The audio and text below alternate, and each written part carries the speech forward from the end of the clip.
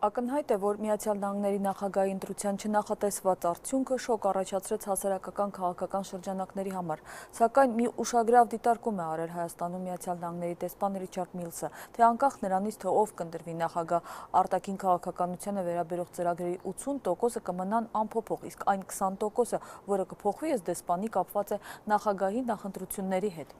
Միացյալ Նահանգների նախագահական ընտրությունների շուրջ հարցականների մասին Ազատության ուղիղ եթերում զրուցելու ենք տեսակետների խաչմերուկ հաղորդաշարի այսօրվա հյուրերի, Առավոտ օրաթերթի վերլուծաբան Էմմա Գաբրիելյանի և արտաքին քաղաքական հարցերով վերլուծաբան Արշալույս Մողդեսյանի հետ։ Շնորհակալ եմ, որ ընդունել եք մեր հրավերը։ Տեսեք, սա Միացյալ Նահանգների պատմության մեջ թերևս բացառիկ դեպք է, երբ որ նախագահի պաշտոնում ընտրվում է մի գործիչ, որը երբևէ քաղաքական գործընթացներում չի եղել, պետական պաշտոն չի զբաղեցրել, անգամ ռազմական պաշտոն չի զբաղեցրել։ Ազդակ օրաթերթի խմբագիր Շահան Գանտահարյանը ի դեպ այս կապակցությամբ նշել էր, որ հենց ամերիկյան լրատվադաշտը, իրեն ոչ միայն ամերիկյան, որոշակի առմամբ ստեղծել էր շեշտված կարծրատիպ Թրամփի կերպարի շուրջ, հատկապես այն դարձնելով անկանխատեսելի, հետևաբար նաև ենթաընկալմամբ վտանգավոր, որքանով են այստեղ անկանխատեսելիության և վտանգավորության գործոնը մեդիա դաշտի ազդեցության հետևանք բացառապես Էմմա։ Շնորհակալություն նախարարների համար։ Իմ կարծիքով անկանխատեսելի էր Թրամփի ընտրությունը ամերիկյան հասարակության կողմից, բայց եկեք արձանագրենք, որ Միացյալ Նահանգները կրկին ապացուցեց, որ ժողովրդավարության բնօրրան է, ընտրական համակարգը այնպիսի վստահություն է ներշնչում, որ պարտված թեկնածուն հարգանքով զանգահարում է հաղթած թեկնածուին, պարտությունը ընդունում, շնորհակալություն հայտնում և նույնիսկ համագործակցությունը չի բացառում։ Այսինքն ժողովրդավարության հաղթանակի առումով խոսում իր մասին, եւ սա ժողովրդավարության հաղթանակ էր, անկախ նրանից, որ Թրամփի հաղթանակը նույնիսկ լուրջ վերլուծական կենտրոններ, լրատվական հարցումներով նա չէր վայելում այդ վստահությունը, որ կարող է հաղթել։ Այնուամենայնիվ ես կարծում եմ մենք չլինենք ամերիկագետներ եւ հարգենք ամերիկացի հասարակության որոշումը։ Թե ինչու այդպես վարվեց հասարակությունը, թերևս մի քիչ անց դրա մասին ավելի մանրամասն խոսենք, բայց էլի իր անկանխատեսելիության հետ կապված է, ես երկու տեսակետ եմ ուզում համադրել, քաղաքագետ Ստեփան Սաֆարյանը, որ էլի նույնն էր ասել, որ անհուսալի եւ անկանխատեսելի քաղաքական գործիչ է եւ ըստ այդմ բավական բարդ է վերլուծել հետագա քաղաքական զարգացումները, իթեպ Ղարաբաղից հետաքրքիրն է, որ այնտեղից հնչեցին ստապության կոչեր, նախագահի խոսնակ Դավիթ Բաբայանը ասաց, որ տեղին չէ այդ անընդհատ դա շեշտադրել է, մենք չենք կանխատեսել, քանի որ մի բան է նախագահական քարոզարշավը, մեկ այլ բան գերտերության նախագահ լինելը, հետևաբար պետք է տարանջատել իրական քաղաքականությունն ու ղեկավարների իրական պահվածքը մրցավազքից։ Արշալույս, ձեր գնահատմամբ իրոք այս Ես ավելի հակված կլինեմ երկրորդ տեսակետին, որովհետև մի բան է նախընտրական իսկապես քարոզարշավ եւ հայտարարությունները, մեկ այլ բան է իրական քաղաքականությունը, որովհետև շատ հաճախ հենց աթոռն է որոշում, այսինքն ուժերի դասավորվածությունը եւ ներքին եւ արտաքին քաղաքականության հարցերում եւ այսպես մարտահրավերները արկա արտաքին քաղաքականության հարցերում հենց իրենք են որոշում երկրի ղեկավարի հետագա գործողությունները։ Դրա համար ենթադրել, որ ինքը վաղը, չգիտեմ, կսկսի պատշարել Մեքսիկա-ամերիկյան ուրեմն սահմանին եւ մուսուլման մահմեդականներին չի թույլ տա մուտքը կարգերի Ամերիկա, դա արդեն մի քիչ լուրջ չի, որովհետեւ հենց նույն ինքը Թրամփը ընտրվելուց հետո իր գիշերը, այս մեզ համար գիշերը, այսինքն տեղի ունեցած ելույթում բավականին շեշտադրումները փոխեց, նույն Հիլարի Քլինթոնին, որ համարում էր, չգիտեմ, շատ մեծ հանցագործություններ եւ այլ էր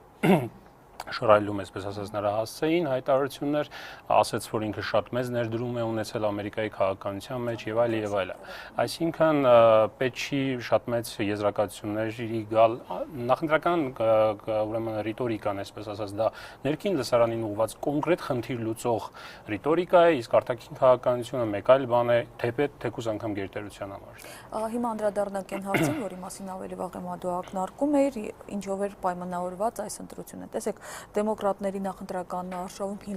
Հիլարի Քլինտոնի նախկին մրցակից ԱՄՆ-ի Վերմոնտի նախագիծ սենատոր Բեռնի Սանդերսը իր ողջույնի խոսքում շնորհավորական ուղերձում Թրամփին ասում էր, որ նա արտահայտեց անհետացող միջին դասի ցասումը, որին սաստիկ զզվեցրել են ընտրախավի տնտեսական համակարգը, քաղաքականությունը եւ զանգվածային լրատվամիջոցները։ Ընդհանուր առմամբ նրա կարծում եմ, որ ամերիկյան ընտրողները ուղերձ հղեցին, որ հոգնել են քաղաքական էլիտայից, իսկ ահա հիմա ես ուզում եմ իմ մեջբերում անել, թե մեր քաղաքական գործիչներից Ժառանգություն խմբակցության պատգամավոր Թևան Պողոսյանը ինչպես է մեկնաբանում, թե ինչով էր պայմանավորված այս ընտրությունը, դիտենք։ Այն մեսիջները, այն որ մարդիկ միգուցե հոգնել են կլասիկ քաղաքական գործիչների տեսակետից։ Մարդիկ միգուցե սիրում են ավելի շուտ պարզ կենթանի մարդկանց, ովքեր որ կարող են գալ եւ խոսել իրենց հետ այն լեզվով, որոնք իրենք են շփվում։ Սակայն անկախատեսելի։ Անկախատեսելի նրանից էր գալիս, երբ որ բոլորի սպասումները այն էր, որ քեզ թվում է թե Ամերիկայում այն ինչ որ սոցհարցումները ասում են, դա էլ պետք է լինի, որովհետև նախկինում միշտ այնց է եղել, այս անգամ անկախատեսել էր եւ ինձ թվում է ավելի շատ դա ամերիկյան հասարակության համար անկախատեսելի գաղափար է, քան թե որևէ մնացածների։ Այս պարզ մարդկային լեզվով խոսելու ոչ վերին գաղափարներից այս գործոնը ձեր կարծիքով որքանով դեր խաղաց։ Կարծում եմ դեր խաղացել է նախ Հիլարի Քլինտոնը արդեն 2 տասնամյակ ավելի քաղաքական ասպարեզում էր հանրային դեմքեր, որոշակի օգնածություն թե ընդհանրապես քաղաքական դաշտից, այսպես ասած establishment-ից եւ հատկապես Հիլարի Քլինտոնից գուցե հոգնածություն եղել է։ Բացի այդ, չմոռանանք, որ ամերիկյան հասարակության միջին խավի մեջ դժգոհության որոշակի քանակ կար նպաստներին չկպնելու, հա, այդ հարկերը կրճատելու առումով այսպիսի դեմոկրատներից դժգոհությունը կար Օբամայի վարչակազմից եւ սա ինձ թվում է գործոն է հանդիսացել, որպեսզի ամերիկացի հասարակությունը իր ընտրությունը կատարելուց հենց հակված լինի ընտրել Թրամփին, ոչ թե Հիլարի Քլինտոնին։ Կարծում եմ սա որոշակի ազդեցություն ունեցել է եւ հենց դա է։ Ինչ վերաբերում է արտաքին քաղաքական շեշտադրումներին, կարծում եմ չէ, արտաքին քաղաքականության առումով ինքը որոշ հայտարարություններ արել է, բայց ես կիսում եմ Մարշալիսի այն տեսակետը, որ շեշտակի այլ տեխնացու եղած ժամանակվա նրա հայտարարությունները կտարբերվեն արդեն նախագահ Թրամփի հայտարարությունից արտաքին քաղաքականության վերաբերյալ Ռուսաստանի նախագահային հզոր առաջնորդներ համարեն, այնպես որ եղել են արտաքին քաղաքականության այսպես ասած հիմնադրույթ կարող ենք համարել, որ ի տարբերություն Հիլարի Քլինտոնի նա պակաս ագրեսիվ արտաքին քաղաքականության կողմնակից է, հատկապես Միացյալ Նահանգներից հեռու գտնվող տարածաշրջաններում։ Նայած թե ինչի նկատի ունենք տարածաշրջաններ ասելով, եթե մենք նկատի ունենք Սիրիա, Ուկրաինա, այս տարածաշրջանները, ապա դրանք բավականին մեծ կարևորություն են ներկայացնում Միացյալ Նահանգների համար եւ ես չեմ կարծում, որ այստեղ լինեն շատ շեշտակի փոփոխություններ։ Ամեն դեպքում հնարավոր է լինի որոշակի մեղմացում սկզբի համար Ռուսաստանի հետ հարաբերությունների կոնկրետ առումով, բայց ամեն դեպքում շահերը բացառում եք, որ դա նույնպես կարող է նախընտրական ինչ-որ մարտավարական հնարք լինել Ռուսաստանի հետ կապված շեշտադրումները։ Ոչինչ բացառել չի կարելի, բայց ամեն դեպքում մենք կտեսնենք սկզբի համար, եթե երկու նախագահների ադմինիստրացիաները, այսպես ասած, կամ նրանց խորհրդականները, մենք դրանից կդատենք Թրամփի արտաքին քաղաքականությունից, եթե տեսնենք նրա նշանակումները, այսինքն ով կլինի պետքարտուղարը, ով կլինի նրա ազգային անվտանգության հարցերով խորհրդականները, եւ ինչպես նրանք կսկսեն խոսել եւ աշխատել նույն Ռուսաստանի կամ չգիտեմ, մյուս երկրների ադմինիստրացիաների հետ, ինչպիսի համաձայնությունների կգան արդյոք թե չեն գա, այդ դրանցից հետո այդ ինդիկատորներից հետո մենք նոր կարող ենք դատել թե ինչ կլինի այդ Չեն կարող չարձանագրել այն ոգևորությունը, որով Կրեմլում ընկալեցին հենց Թրամփի հաղթանակը, չգիտեմ, այն որ նա այսպես ասած փորձառու չի արտաքին քաղաքական հարցերում, հարցականի տակ է դնում ՆԱՏՕ-ն, ակնհայտ հիանում է Պուտինով, ամենայն հավանականությամբ կարծես թե խոսում էր ընդունել է Ռուսաստանի կողմից Ղրիմի բռնակցման մասին, այս ամենը թվում է ձեռնտու է, չէ՞ Կրեմլին։ նաև Իրանի միջուկային ծրագիրը, համաձայնագիրը։ Կարծում եմ, բոլոր հայտարարությունները կդրվեն մի կողմ, արտաքին քաղաքական շեշտակի որոշումներ կայացնելու, այն ինչ որ գոնե ինքը հայտարարել է, չի արվի, գոնե այդպիսի շեշտակի ձևով եւ գուցե Ռուսաստանի հետ ինչ որ դադար կլինի, հիմա մենք նկատում ենք թեև Ռուսաստանի կողմից էլ այժմ մենք լսում ենք հայտարարություններ, որ ուրախ են իրենք այս ընտրության համար, բայց նրանք է պիտի սպասեն եւ Թրամփն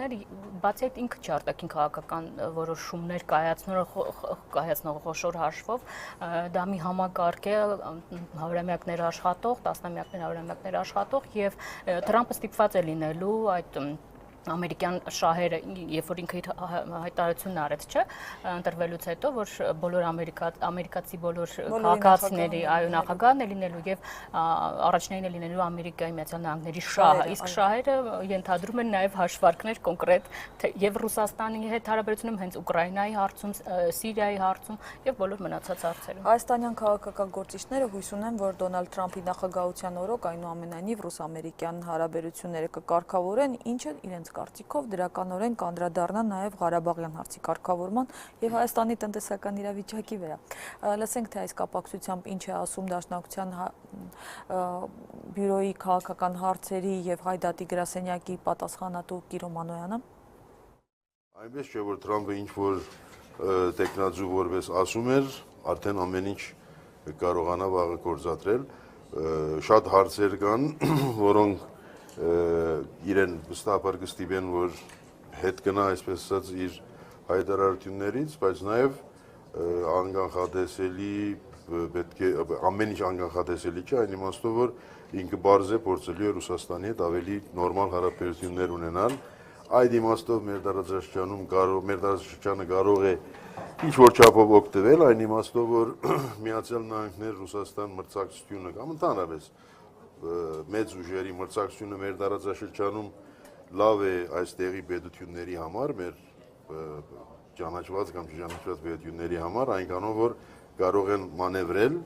իսկ եթե սակայն այդ մրցակցությունը վերածվի ավելի տաք պատերազմի կամ լարվածության, դա արդեն դժվարացնում է հարցը, որտեղ պետք է ընտրես մեկի հետ ես, մեկի դեմ ես։ Այդ մեկի հետ մեկի դեմ լինելու չլինելու բարդատրանքը կամ լինելու բարդատրանքի բացակայությունը կարծում եմ մեր համար օգտակար է։ Հաշվի առնելով, որ դուք եք ենթադրում, որ կարող է ընդհանրապես դադար լինել, բայց բարելավման հույսը շուտ է, ապա այս կանխատեսումները մասնավորապես այնքան էլ կարող է եւ չիրականանա։ Տեսեք, ինչ վերաբերում է Ղարաբաղյան հիմնախնդրին եւ դրա վրա ազդեցությանը, իսայվս պետք է հաշվի առնենք։ Նախ այն, որ իհարկե չի կարող ամենաղեկավարը նախագահը հաշվի չառնել ներքին հակակշիռների համակարգը, նույն հանրապետականները բավականին ագրեսիվ են տրամադրված արտաքին քաղաքականության հարցում, իսկ ինքը պետք է նշանակի իր ադմինիստրացիայի ներկայացուցիչներին հենց այդ կուսակցությունից կամ այդ կուսակցականամերձ հատվածներից, հա։ Երկրորդ, ինչ վերաբերում է Ղարաբաղին, Ղարաբաղը նույն Ռուսաստանի համար, եթե ինքը զուտ նաև աշխարհագրական առումով բավականին մոտ տարածաշրջան է եւ շատ կարեւոր է իր համար, որովհետեւ հետ խորհրդային տարածաշրջան է եւ իր շահերի գոտում է։ ԱՄՆ-ի համար դա ավելի շատ տարածաշրջանային ընդհանուր քաղաքականության սյուժեներից մեկն է։ Այսինքն այստեղ ակնկալել, որ այսպես թե այնպես այդ համագործակցությունը կա, գոնե Մինսկի խմբի շրջանակներում, ակնկալել, որ վաղը Թրամփը եւ Պուտինը ձեռք-ձեռքի կտան եւ կլուծեն Ղարաբաղի խնդիրը, դա միամտություն է, որովհետեւ շատ խնդրի լուծումը կախված է հենց կողմերից, այսինքն եթե կողմերը չեն ուզում լուծել, իրանց տեղը ոչ մեկ չի կարող լուծել այդ խնդիրը։ Արտաքին միջամտությունը Սիրիայում, Ուկրաինայում մենք տեսնում ենք ինչի է հանգեցնում, եւս մեկ նման կետ դժվար թե իրենք ուզենան։ Բայց մեր զանգակատնից նայելով այս իրադարձությանը շատ են խոսում են մասին, որ Թրամփից հայերի համար որևէ դրական ակնկալիք չկա, այս վերջին օրերի ընթացքում շատ շահարկվեց այն բանը, որ նա Ադրբեջանի նավթային ընկերությունների հետ ինչ որ առնչություն ունի, Ալիևի ընտանիքների հետ շինարարական մեծ ծրագրեր են իրականացում Բաքվում, բայց սրա հետ միասին նաև մեկ այլ տեղեկություն է, որ այդ Trump Tower Բաքու հյուրանոցը մի քանի տարի առաջ կառուցվեց, բայց անգամ բացման արարողության ինքը չմասնակցեց, դստերներ ուղարկել եւ որևէ ներդրում ինքը չի արել, պարզապես այդ հյուրանոցը իր անունն է օգտագործել, ինչի դիմաց նա որոշակի գումար է ստացել։ Այս Այո, այդտեղ թեև շատ շահարկվեց այդ թեման, 2013 թվականին դա կառուցվել էր Բաքվում այդ Trump Tower-ը, բայց իր աղջիկը Իվանկա Tower-ը նույնիսկ անձամբ եկել դիտել է, թե ինչպես են աշխատանքները կատարվում, բայց չոր առողջվածային, ոչ թե առողջվածային, այսպես հանելուկային մնացել, թե ինչու պաշտոնական բացում մինչ այժմ չի եղել, 2015-ի դեկտեմբերին պիտի կայանար այդ բացումը եւ չի տեղի ունեցել, ավելին Թրամփի պաշտոնական կայքից հեռացվել է այդ տեղեկությունը, որ ինքը այդտեղ Բաքվում ծրագիր է անում եւ ինչը բավական վատ է, այսպես ասած, բացասական է ընդունվել, հաշվի առնելով նաեւ նրա մահմեդականների վերաբերյալ այդ հայտարարությունը, որ Միացյալ Նահանգներին պետք է արգելել մուտքը, բացի Ադրբեջանը նաեւ Թրամփը քաջատեղյակ է Վրաստանից, նա 2012 թվականին այցելել է Թբիլիսի եւ Բաթում, այնտեղ նորից այդ Trump Tower հյուրանոցը պետք է կառուցվեր, ներդրումներ արվել էին, բայց փաստորեն դա էլ անավարտ մնաց, այսինքն մեր տարածաշրջանից ինքը քաջատեղյակ է, ես չեմ կիսում են հայտարարությունները, եթե նույնիսկ նա Հայաստանի տեղը քարտեզում չգիտի, այնպես ասած հարց է տվել, ասել է Ղարաբաղի հարցերն, ասել է դա ինչ է, ամենայն դեպս վկայություն դա է։ Չէ, այդպես չի, տեղյակ քաջատեղյակ է, այլ հարց է, թե ինչ քաղաքականություն կվարվի տարածաշրջանի նկատմամբ, հուսանք, որ ուշադրությունը կմեծանա տարածաշրջանի նկատմամբ եւ հայ-ամերիկյան հարաբերություններն են այստեղ կարեւոր, իհարկե փոփոխություններ եւս չեն կարող ակնկալել շեշտակի ինչ-որ փոփոխություններ, բայց Հայաստան Միացյալ Նահանգներ 25-ամյա հարաբերությունները մենք գիտենք, թե ինչպիսի զարգացում են ապրել, հուսանք, որ այդ հանրապետական կոնգրեսականների հետ Միացյալ Նահանգների Սփյուռքը նաև Հայաստանի դիվանագիտությունը լուրջ աշխատանք կտանի, որպեսզի Հայաստան-Միացյալ Նահանգներ հարաբերությունները ել ավելի զարգացում ապրեն, չմոռանանք, որ մենք 25 տարվա ընթացքում 2 միլիարդ դոլարից ավելի օգնություն է հատկացվել Հայաստանին եւ ոչ միայն Հայաստանի, նաեւ Լեռնային Ղարաբաղին աջակցություն եղել, հուսանք, որ մեր դիվանագիտությունը եւ Սփյուռքը ամերիկյան աշխատանքներ կտանի այս ուղղությամբ։ Շատ հետաքրքիր մեկնաբանություն եղավ մեդալի մյուս կողմից, ասենք հենց այս նույն այդ ադրբեջանական նավթահորերի թեմայով ազգային անվտանգության պետական վարչության նախկին բարձրաստիճան սպա Գուրգեն Եղիազարյանն ասել էր, որ այն, որ լավատեսություն է իրեն ներշնչում, նա որ եթե նա բավական լուրջ ներդրումներ ունի նավթահորերում եւ այսպես թե այնպես պետք է պաշտպանի այն երկրի շահերը, որտեղ ներդրումներ ունի,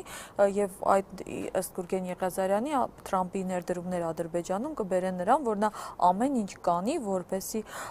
արյուն չեղվի, քանի որ պատերազմի դեպքում իր ներդրումն է տուժելու։ Միգուցե սա ապահովության երաշխիք է։ Սա մի քիչ քաղաքականության, ես կասեի, թող ինձներեն պրիմիտիվ ընկալում,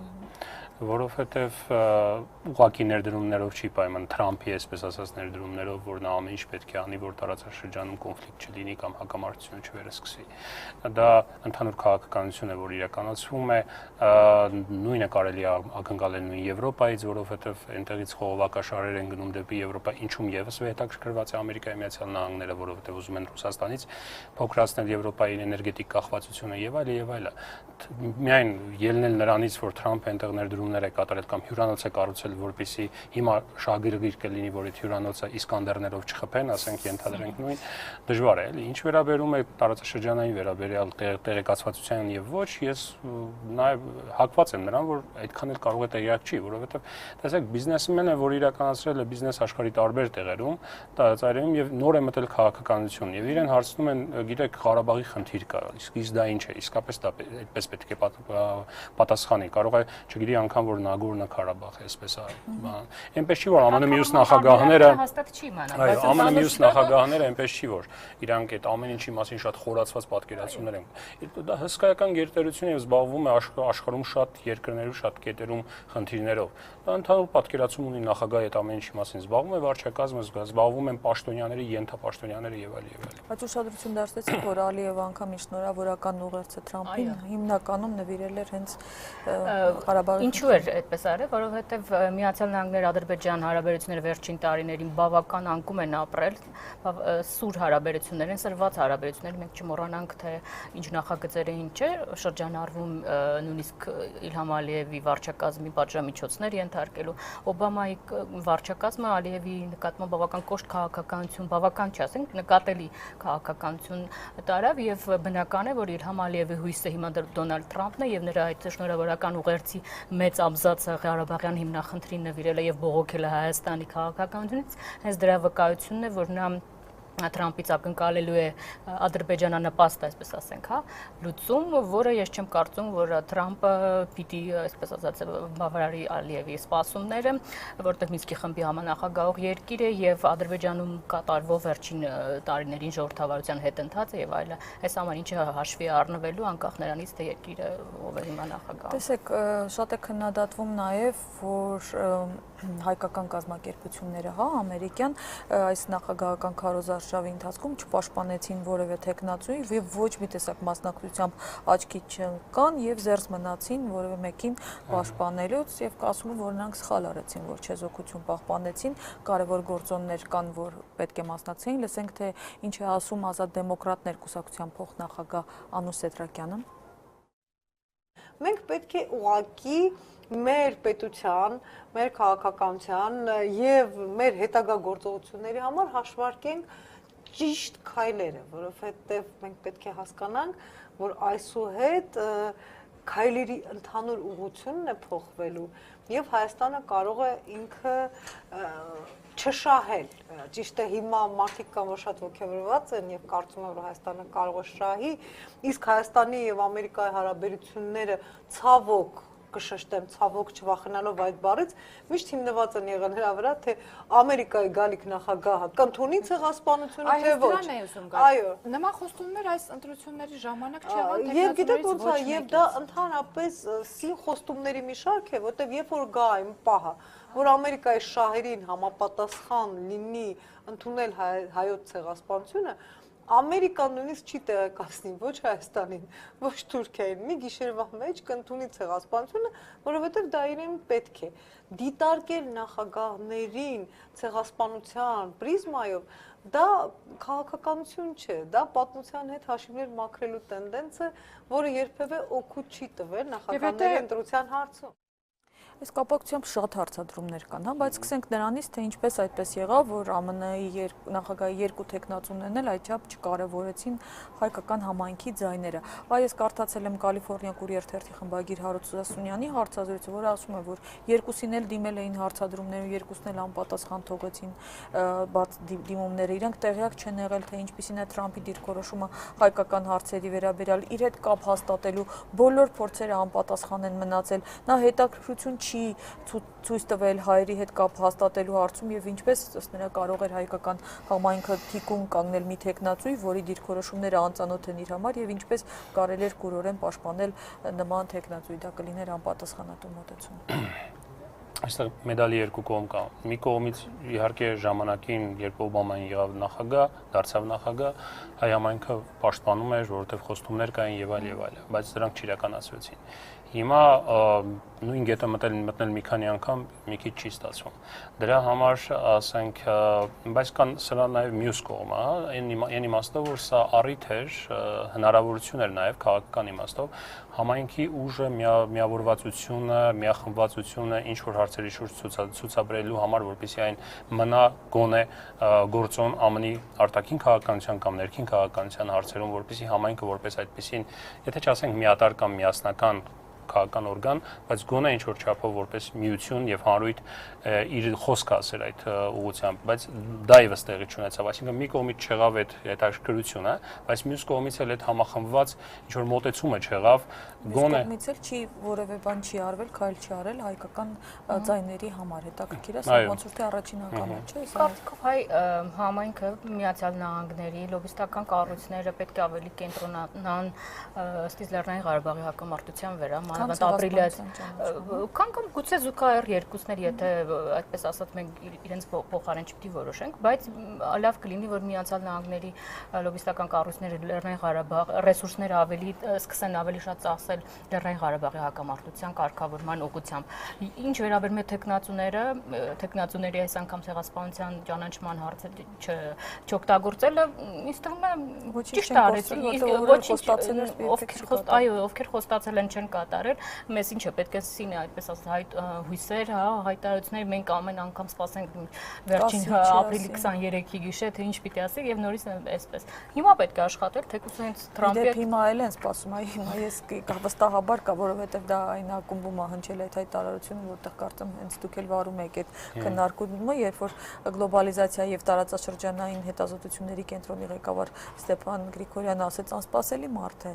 Դոնալդ Թրամփը, ու դա կարող է դրական անդրադառնալ ցեղասպանության ճանաչման հարցում։ Մեզ խոստումներ էին տալիս տարբեր նախագահներ ճանաչել, Դոնալդ Թրամփը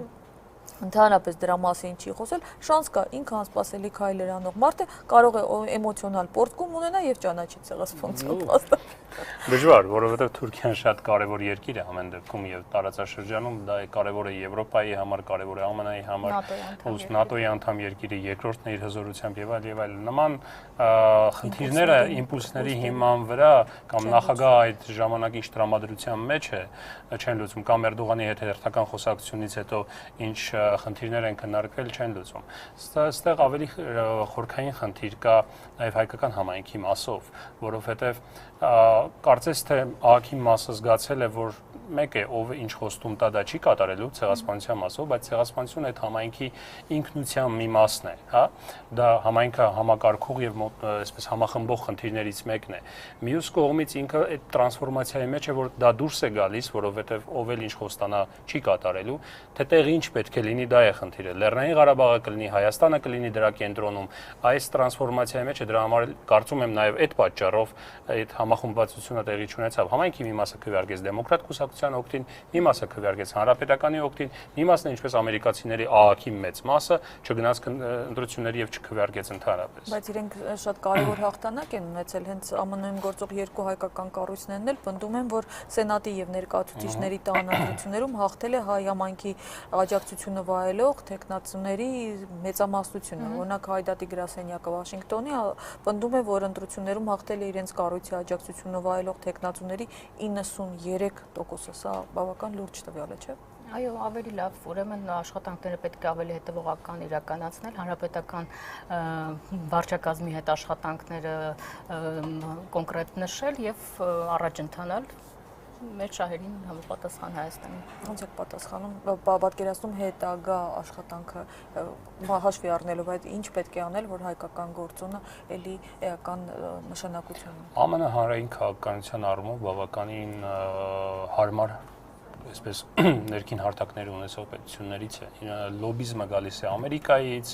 այդ բոլոր ինստիտուտները աշխատում են շատ լավ այնտեղ, սկսած փողից, վերջացրած, չգիտեմ, տարբեր կառույցներից, որոնք որ իրականացնում են աշխատանքներ։ Պետք է աշխատել այնպես, ինչպես իրագործում են ներքին կանոնները ԱՄՆ-ում, եւ այդ կանոնների համահունչ ազդեցություն գործադրել, մարդկանց հետ աշխատել, բացատրել եւ այլ եւ այլ։ Այդ շահերը, որոնք որ կան, այդ պահին այդ կազմակերպությունները կարծում են կարևոր են եւ այլ դրանք առաջ մղել։ Շատ լավ, շնորհակալ եմ մեր հրավերը ընդունելու համար։ Հիշեցնենք, որ Ազատության ուղիղ եթերում տեսակետների խաչմերուկ հաղորդաշարի հյուրերն էին արտաքին քաղաքական հարցերով վերլուծաբան Արշալույս Մղտեսյանը եւ Առավոտ օրաթերթի վերլուծաբան Էմմա Գաբրիելյանը։ Հաղորդումը վարեց Աննա Իսրայելյանը։